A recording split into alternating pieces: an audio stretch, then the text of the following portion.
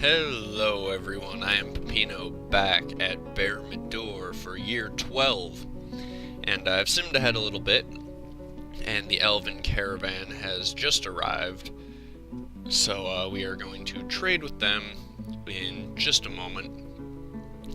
Our broker, let's see, is now requested to come to the depot, and we have set a few things to be carried out to the depot.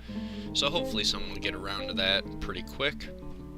The other thing that I have done, I will show you in just a moment, is I have deconstructed some of the furniture from around our king's room, and I have redesigned his tomb. As you can see here, it is filled with piccolos. It's got his golden weapon rack and armor stand set up there, as well as this statue artifact that was created. And this is the statue that shows the founding of our civilization, as well as the ascension of Aiden to king of the dwarves. And I figured that was the only appropriate statue to have placed center in his tomb, in front of his sarcophagus. We're also putting his chair and table, his golden throne covered in jewels, as well as his solid gold table down here. We have a memorial slab to the king. It reads, "In memory of Aiden Noramdamat, struck down by the forgotten beast Frothwashed in the submerged grisly fish of wastes, in the rampage of the forgotten beast Frothwashed, the submerged gristly fish of waste." God, these names are insane. In Earth Power in the year 11. He was king of the tombs of rhyming from year 5 to year 11. He is a friend of moon snails, apparently. So, King Aiden, friend of moon snails, who ruled over our dwarven civilization for, at this point, more than half of its existence. He will be sorely missed. Let's see. Ooh, our Dreltha gave birth to a baby. Look at this. We have a baby Dreltha.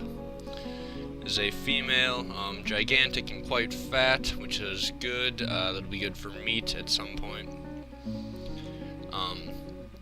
So yay. Alright, we've had our first Dreltha born. Unfortunately, our plum helmet men have not reproduced at all yet, and neither have our Crundles. But maybe eventually they will figure that out. Other than that, we are just kind of waiting around for migrants. I will get our broker, because he's set to do other things right now. We got to get him set to only go to the depot, I think, because they are carrying out our goods. Ooh, hey, here we go. Some migrants have arrived despite the danger. Where are they coming from? Oh, there they are. Okay.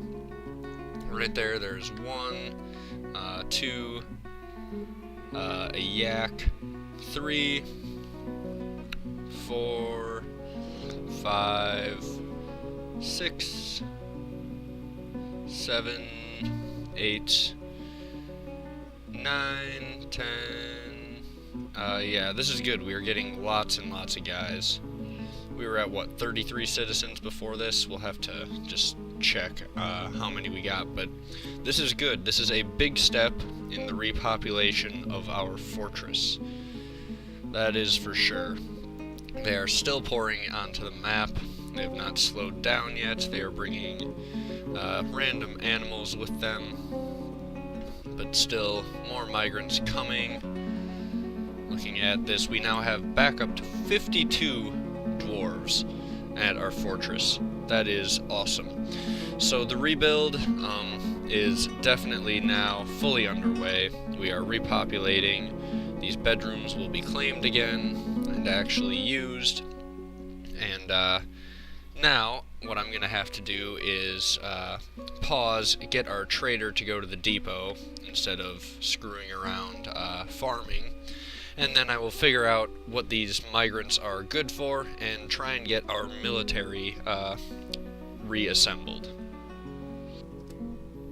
Okay, we are back, and if we take a look here at our military, I have filled up 2 squads worth of dwarves and set them to start training. So, hopefully we will have a nice squad built up pretty soon. But in reality, it'll probably take a little while to get them back to anywhere near where they were before. That's fine. We also have a new broker who is currently harvesting plants, but will then hopefully be off to the depot. We have some of our goods hauled over there, and that should be good. Let's see, do we have an elven diplomat? No, we don't. Okay. Also, what kind of stuff do they have? They have a grizzly bear, and that's about it. Okay, well, we could get another grizzly bear, I suppose, train it for war, that sort of thing. We had one before, but it started rotting and kind of fell apart. Maybe this one will go better. We haven't had much luck with buying pets from the elves thus far. Oh well. We have some more animals that we probably gotta assign to pastures, yeah. Okay, that looks good. We got the grazers. There are two of them that they brought in that last migrant wave. Put them both up there in the yak pen. What else do we got going on? We got 6 idlers. I should probably find something for them to do. What do we need done around here? Not a whole lot, I don't think, so we could maybe draft them into the military, but here we go. We got our guy ready to trade. Don't know how much stuff the elves are going to have brought with them, but we'll see.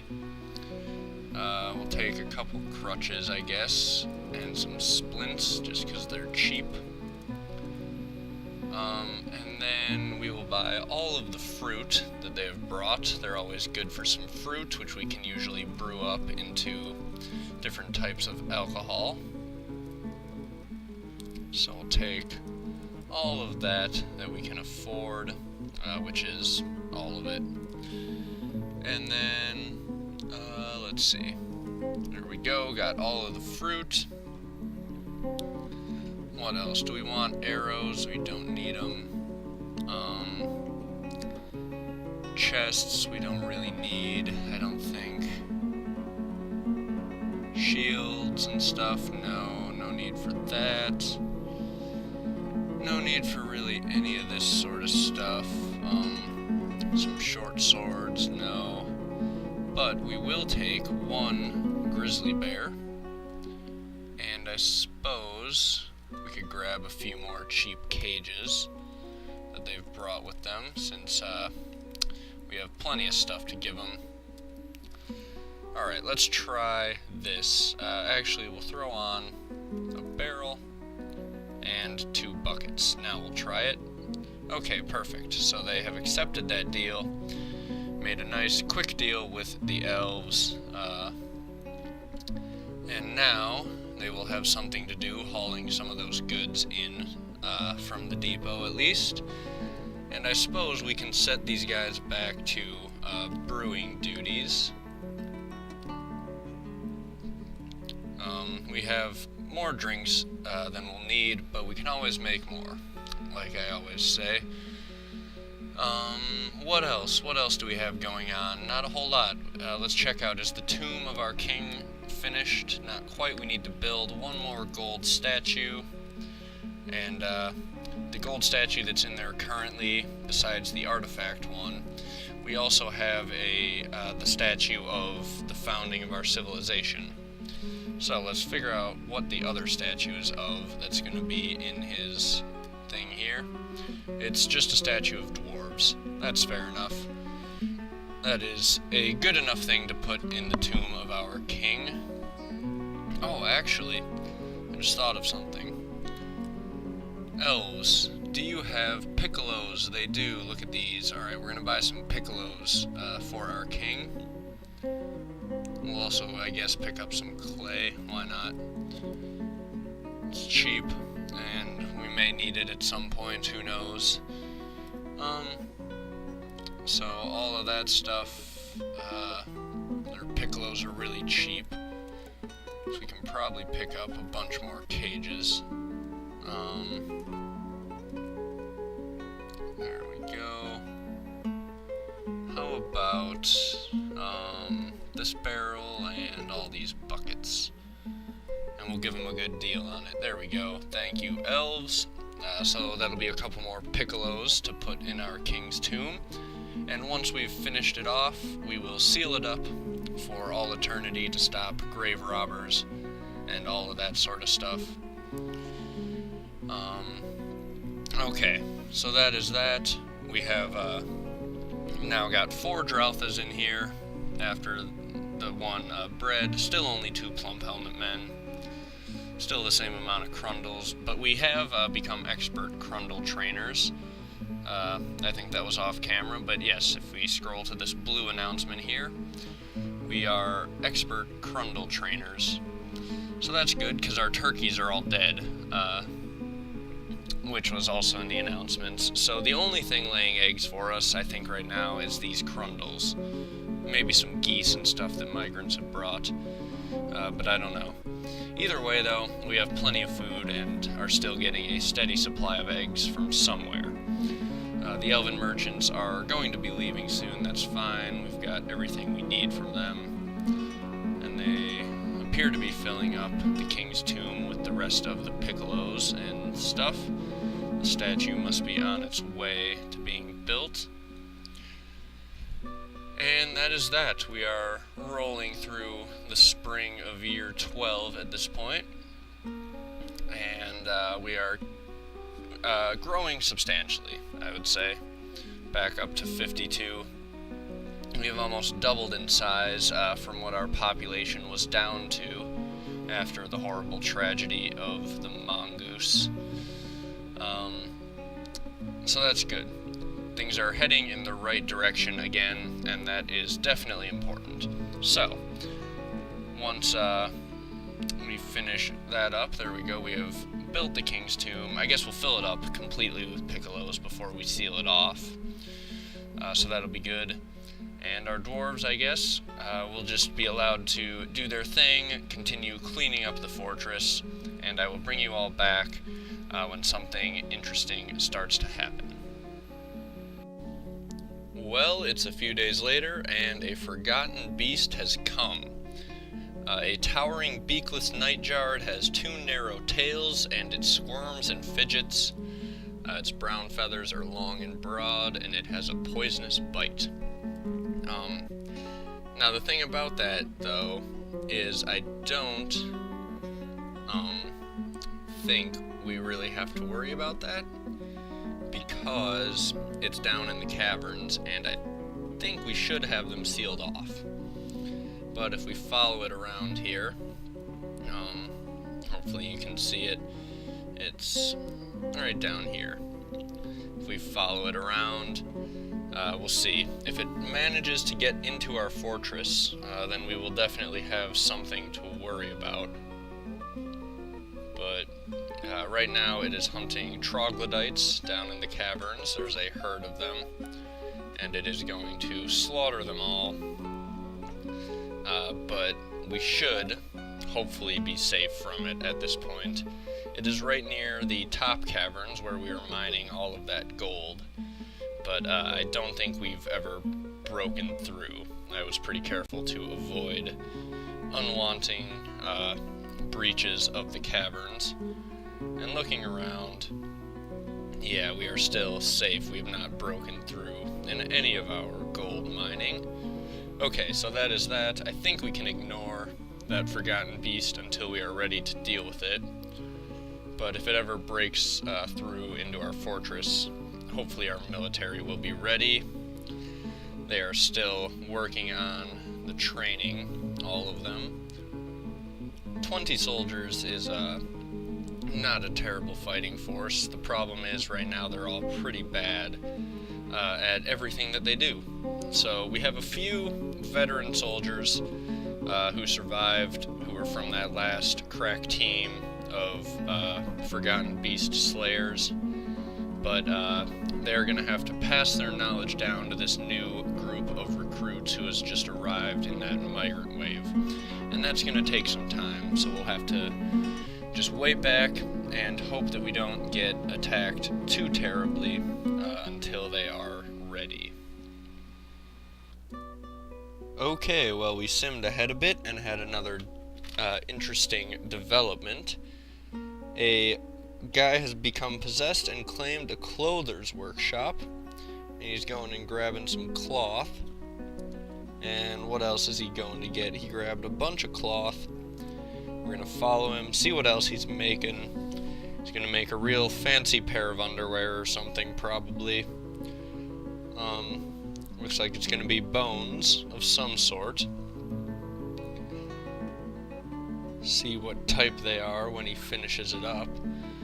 So we'll see. We are in, what are we in right now? Late spring. So it is now almost the end of the spring, as this guy is going to finish up his artifact, or I guess start his artifact. He's going to get some leather. So it's going to be cloth, leather, bones, and still more stuff. Apparently, maybe some more bones. If he goes back out to the bone stockpile. That'll be good. The more stuff that he adds, the more value it's going to have. So, never complain about that. Sodal down there is throwing another tantrum.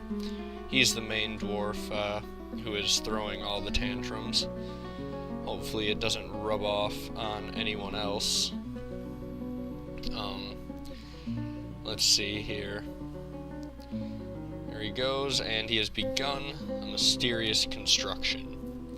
He or she, I don't actually know. But it is now summer, and we have an artifact being built.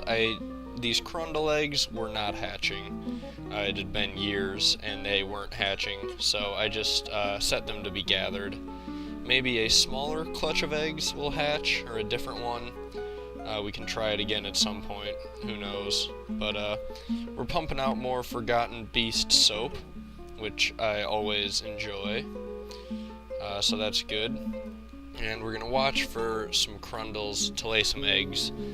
And when they do, we'll forbid them again and give hatching some Crundles another try. But who knows?